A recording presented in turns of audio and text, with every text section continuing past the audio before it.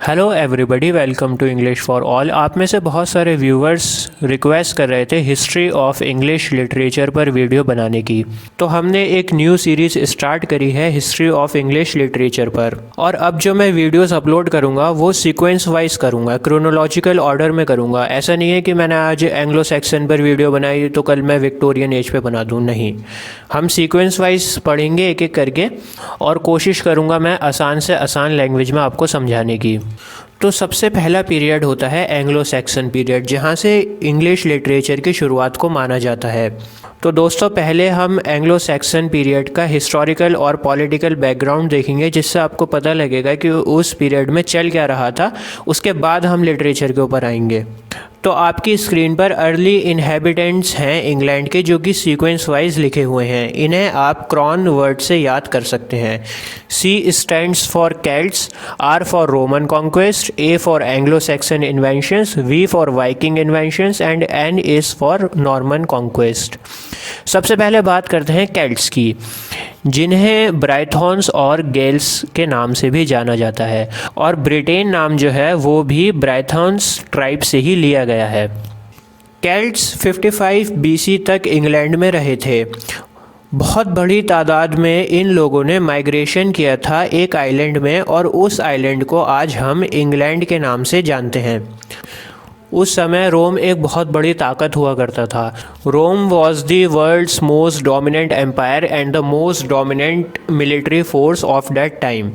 तो रोमन्स जो होते थे वो बार बार इस आइलैंड पर आक्रमण करते थे, इन्वेंशंस करते थे, और 55 BC में वह इंग्लैंड में आ गए और उन्होंने बड़ी आसानी से अपनी गवर्नेंस इस्टेब्लिश कर दी। रोमन्स ने इंफ्रास्ट्रक्चर पर बहुत ध्यान दिया था। उन्होंने बहुत खूबसूरत बिल्डिंग्स इंग्लैंड में बनाई थी, जिनमें हैड्रियंस वॉल भी शामिल है। और ये लोग अपने साथ लैटिन लैंग्वेज को लेकर आए थे, जिसने इंग्लैंड के लोगों को और वहाँ की लैंग्वेज को बहुत ज़्यादा इन्फ्लुएंस किया था। आज रिसर्च बताती है कि 27% इंग्लिश जो है वो लैटिन लैंग्वेज से ही बनी है। और लैटिन ने ना सिर्फ इंग्लिश को बल्कि इटालियन, पोर्टुगीज़, फ्रेंच, स्पेनिश, इन सभी लैंग्वेज को लैटिन ने इन्फ्लुएंस किया है। वो बात अलग है कि लैटिन आज की डेट में डेड हो गई है, लेकिन उस ज़माने में वह बहुत बड़ी लैंग्वेज हुआ करती थी, और जितनी भी क्रिश्चियंस बुक हुआ करती थी वो लैटिन में ही थी। इवन जो बाइबल है उसको भी इंग्लिश में बाद में ट्रांसलेट किया गया। लैंग्वेज पर मैंने अलग से वीडियो बना रखी है, ऊपर कार्ड्स में आपको लिंक मिल जाएगा, आप देख सकते हैं। ज़्यादा बड़ी वीडियो नहीं है, 8-9 मिनट की वीडियो है, लेकिन उसमें ज्ञान भरपूर है। तो मैं रिकमेंड करूँगा कि आप वो वाली वीडियो भी ज़रूर देखें। चलिए अब बात करते हैं एंग्लो सैक्सन पीरियड की, जिसे ओल्ड इंग्लिश पीरियड के नाम से भी जाना जाता है। इस पीरियड की शुरुआत रोमन्स के बाद होती है। मैंने आपको स्टार्टिंग में बताया था कि ब्राइथॉन्स के नाम से ब्रिटेन नेम बना था, और जब एंग्लो सैक्सन यहाँ आए थे तो एंगल लैंड इस आइलैंड का नाम हो गया था, और एंगल लैंड नेम से ही बाद में जाकर इंग्लैंड बन गया। अब सवाल ये आता है कि आखिर रोमन्स ने इंग्लैंड छोड़ा क्यों? क्योंकि जब तक रोमन थे तो काफ़ी अच्छा शासन चल रहा था, बहुत बढ़िया सारी चीज़ें हो रही थी, तो फिर रोमन्स गए क्यों इंग्लैंड से? तो मैं आपको बताऊं, विसिगॉट्स नाम की एक बहुत ही ख़तरनाक ट्राइब हुआ करती थी। बहुत ही एग्रेसिव थे ये लोग, और इन्होंने रोम पर अटैक करना शुरू कर दिया था। तो इंग्लैंड में जो रोम की मिलिट्री थी वो वापस रोम चली गई थी, अपने घर चली गई थी, क्योंकि वहाँ पर उनकी खुद की ज़मीन उनसे छीन रही थी। ऐसे में उनको डिफेंड करना था। तो इस समय इंग्लैंड में कोई भी आर्मी नहीं थी। केल्ट्स थे, लेकिन वो बहुत कमज़ोर थे और उनके बस की भी नहीं थी गवर्नेंस इस्टेब्लिश करना। तो बिल्कुल एक ओपन स्पेस था जिस पर आसानी से आकर कोई भी हुकूमत कर सकता था। तो ऐसे में बहुत सी ट्राइब्स इंग्लैंड में आने लगी, जिसमें 2 ट्राइब्स बहुत इंपॉर्टेंट हैं, पिक्ट्स और स्कॉट्स। पिट्स आई थी नॉर्थ से और स्कॉट्स आई थी आयरलैंड से। अब इतनी सारी ट्राइब्स जब इंग्लैंड में आने लगीं तो केल्ट्स तो बहुत कमज़ोर थे, वो लोग इनका सामना नहीं कर सकते थे। इसलिए उन्होंने एंग्लो सैक्सन्स को इनविटेशन दे दिया कि भैया आप यहाँ आ जाओ और हमें बचा लो।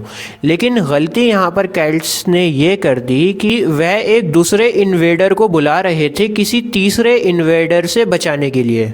भाई एंग्लो सैक्सन्स भी तो इन्वेडर ही है ना, और सबकी तरह जैसे पिक्ट्स, स्कॉट्स इन्वेडर हैं, वैसे ही एंग्लो सैक्सन भी थे। बहरहाल केल्ट्स के इनविटेशन पर एंग्लो सैक्सन मसीहा की तरह इंग्लैंड में आए और अपनी हुकूमत बना ली वहाँ पर, और इंग्लैंड को एक नया शासन मिल गया।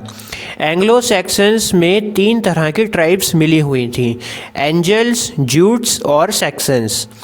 जूट्स का कोई ज़्यादा बड़ा रोल था नहीं, इसलिए हम इन्हें एंग्लो सैक्सन से ही जानते हैं। एंग्लो सैक्सन्स के दौर में केल्ट्स ने ब्रिटेन को पूरी तरह से छोड़ दिया था। वो एक अलग जगह पे चले गए थे और उनका नामो निशान ख़त्म हो गया था, और पूरे ब्रिटेन पर एंग्लो सैक्सन्स छा गए थे। एंग्लो सैक्सन्स ने 5 किंगडम्स बनाए जिसे द हेप्टार्की कहते हैं। इन 5 किंगडम्स के नाम थे नॉर्थम्ब्रिया, मर्सिया, ईस्ट एंजलिया वेसेक्स और केंट। और इन 5 किंगडम्स का जो हेड था वो था वेसेक्स, और वेसेक्स में ही किंग रहा करता था। और उस समय एंग्लो सैक्सन्स का किंग हुआ करता था king Alfred. King Alfred the great कहा जाता था उसे। इसी दौर में वाइकिंग ने अटैक करना शुरू कर दिया था। वाइकिंग बहुत ही जंगली और वायलेंट लोग होते थे, बहुत एग्रेसिव थे ये लोग भी। वाइकिंग की क्रूएल्टी उनके एग्जीक्यूशन से पता लगाई जा सकती है। मैं आपको बताता हूँ जिससे आपको पता लग जाएगा कितने वायलेंट लोग थे ये। जब भी इन्हें किसी को एग्जीक्यूट करना होता था, किसी को सज़ाए मौत देनी होती थी, तो ये उस बंदे को उल्टा लिटा दिया करते थे। किसी नोकीले औजार से उसकी जो रिब्स होती हैं, पसलियाँ होती हैं, उनको बाहर निकाल दिया करते थे। और ये तब होता था जब वो इंसान ज़िंदा था, ज़िंदा इंसान पर करते थे ये। और उसको चिड़िया जैसे उसके पर बना दिया करते थे, रिब्स के विंग्स बना दिया करते थे, और फिर उसके ऊपर नमक लगाया करते थे। ये जो एग्जीक्यूशन है ये ब्लड ईगल के नाम से बहुत पॉपुलर है, लेकिन इस पर भी डिबेट है। कुछ स्कॉलर्स कहते हैं कि ये सच में होता था, कुछ कहते हैं ये गलत बात है। बहरहाल बहुत पुरानी बात है तो हम श्योर नहीं हो सकते, लेकिन बहुत क्रूएल लोग थे ये लोग। तो आते हैं अपने टॉपिक पर वापस। फिर वाइकिंग और एंग्लो सैक्सन दोनों का एंड हो जाता है 1066 AD में, क्योंकि अब अटैक हुआ था नॉर्मन कॉन्क्वेस्ट का। ये लोग फ्रांस से आए थे और पहली बार इंग्लैंड में ये लोग फ्रेंच लैंग्वेज को लेकर आए थे। डिटेल में मैंने आपको history of English language video में बता रखा है। इससे पहले फ्रेंच लैंग्वेज इंग्लैंड की ज़मीन पर नहीं आई थी, पहली बार ये लोग लेकर आए थे नॉर्मन कॉन्क्वेस्ट जब हुआ था। नॉर्मन कॉन्क्वेस्ट का किंग विलियम द कॉन्क्वेयर हुआ करता था, जिसने हैरोल्ड गॉडविंसन को हराया था। तो दोस्तों ये मैंने कुछ मिनट्स में आपको पॉलिटिकल और हिस्टोरिकल बैकग्राउंड देने की कोशिश करी है, जिससे आपको पता लग जाए कि उस ज़माने में चल क्या रहा था, एक आइडिया हो जाए आप लोगों को। उम्मीद करता हूँ आपको समझ आ गया होगा। अगर आप डिटेल में कहेंगे तो डिटेल में भी बना देंगे किसी दिन। अब हम बात करेंगे लिटरेचर की। एंग्लो सैक्सन पीरियड में लिटरेचर बहुत कम लिखी गई थी। उसकी वजह ये थी कि उस ज़माने में ओरल लिटरेचर पॉपुलर थी, माने कथाएं जो थीं वो मुँह ज़बानी सुनाई जाती थी, उस ज़माने में वो प्रचलित थीं। The literature was mostly oral in nature and in terms of written literature there is only a handful of text. और एक तो लिटरेचर बहुत कम लिखी गई, ऊपर से जो लिटरेचर लिखी गई उसमें से भी बहुत कम लिटरेचर थी जो सरवाइव कर गई। तो दोस्तों जो भी हमारे पास लिटरेचर है उसको हम 3 सेक्शंस में डिवाइड कर सकते हैं। पहला है रिलीजन, दूसरा है वॉर और तीसरा है the trials of daily life. इन तीनों कैटेगरीज में ही लिटरेचर सबसे ज़्यादा लिखा गया है, और ओल्ड इंग्लिश लिटरेचर को पढ़कर हम एक्सपीरियंस भी कर सकते हैं कि किस तरह की सोशल लाइफ उस ज़माने में हुआ करती थी। चलिए कुछ इम्पॉर्टेंट टेक्स्ट को देख लेते हैं। सबसे पहला और सबसे इम्पॉर्टेंट टेक्स्ट है बीवुल्फ। इस टेक्स्ट का कोई नेम नहीं था, लेकिन जब हिस्टोरियंस ने इसको डिस्कवर किया और इस पर रिसर्च हुई तो इस टेक्स्ट का जो हीरो था उसका नाम था बेवुल्फ। तो इसलिए इस टेक्स्ट का नाम भी बेवुल्फ रख दिया गया ताकि इस टेक्स्ट को एक पहचान मिल सके। बेवुल्फ एक मात्र ऐसा टेक्स्ट है जो सिंगल मैन्युस्क्रिप्ट में मिला है, बाकी सब टेक्स्ट छोटे छोटे टुकड़ों में बटे हुए मिले हैं। लेकिन जो मैन्युस्क्रिप्ट थी वो भी डैमेज थी और जली हुई थी। तो दोस्तों इस टेक्स्ट की ट्रांसलेशन भी पूरी नहीं है, काफ़ी लिमिटेशंस हैं, और हमें ये भी नहीं पता कि इसका ऑथर कौन है।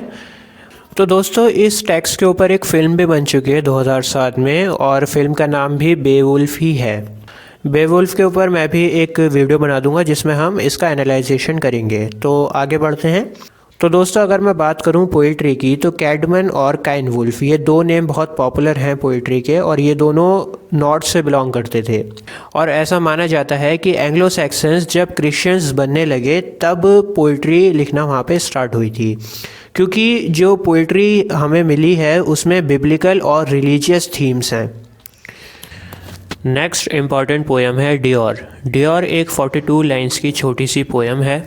ये इसलिए इम्पॉर्टेंट है क्योंकि जर्मैनिक टाइम्स के बहुत सारे फेमस लेजेंड्स जो हुआ करते थे उनके ग्लिम्स हमें इस पोएम में मिलते हैं, और उन लेजेंड्स के बारे में हमें इस पोएम से पता लगता है। इसके बाद अगेन एक और इम्पॉर्टेंट शॉर्ट पोएम है the dream of the road. ये पोएम एंग्लो सैक्सन की जो रिलीजियस पोइट्री वाला सेक्शन है उस कैटेगरी में आती है। बेवुल्फ की तरह ही the dream of the rood का राइटर भी अनोनिमस है, हमें नहीं पता ये पोएम किसने लिखी है। एक और इम्पॉर्टेंट वर्क है द एग्जैटर बुक। ये कलेक्शन है बहुत सारी पोएम्स का और 10th सेंचुरी के आसपास इसको बनाया गया था। It is an anthology of Anglo Saxon poetry. इस बुक के कुछ मेजर पोएम्स आपकी स्क्रीन पर मैंशनड हैं the wanderer, the seafarer, the wife's lament, the husband's message, the ruin, और इसके अलावा 95 रिडल्स भी हैं। पोइट्री के बाद अगर हम बात करें प्रोज की, तो किंग एल्फ्रेड द ग्रेट ये एंग्लो सैक्सन के किंग थे और इन्हें लिटरेचर में बहुत ज़्यादा इंटरेस्ट था। प्रोज के डेवलपमेंट में इनका बहुत बड़ा कंट्रीब्यूशन रहा है। इन्होंने बहुत सारे जो वर्क्स थे वो ओल्ड इंग्लिश लैंग्वेज में ट्रांसलेट करवाए थे, और ये चाहते थे कि जो वर्क्स लैटिन में लिखे हुए हैं वो आम भाषा में ट्रांसलेट किए जाएं, जिससे सब लोग उसको समझ सकें और पढ़ सकें। तो दोस्तों आई होप आपको ये वीडियो पसंद आई होगी। बहुत जल्द हम पूरे हिस्ट्री ऑफ इंग्लिश लिटरेचर को कवर कर देंगे। अपने सजेशंस, अपने सुझाव को कमेंट्स में ज़रूर लिखें ताकि हम आने वाली वीडियोज़ को और भी ज़्यादा बेहतर बना सकें। मिलते हैं आपसे अगली वीडियो में। जय हिंद।